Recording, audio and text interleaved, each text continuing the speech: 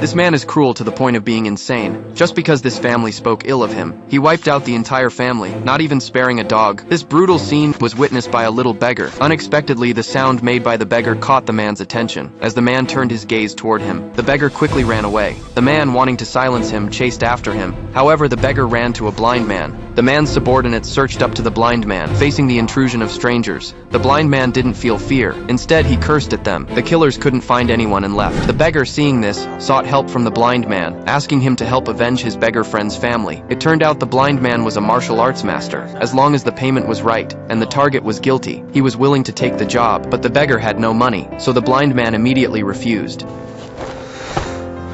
The beggar didn't give up, until one day, they were chased by bandits on the road.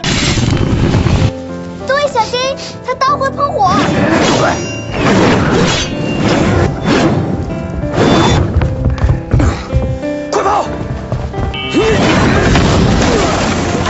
Because of their shared hardship, the blind man agreed to help, and thus the blind man taught him some martial arts. However, one day the beggar discovered the enemy's address. He hid alone under a table, waiting quietly for the enemy to approach, but his figure was seen by the enemy. When the enemy lifted the tablecloth,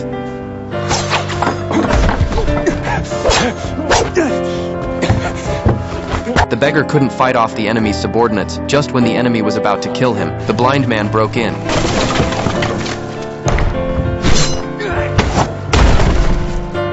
Though the blind man successfully saved the beggar, his enemy escaped and called in a large group of killers to surround them.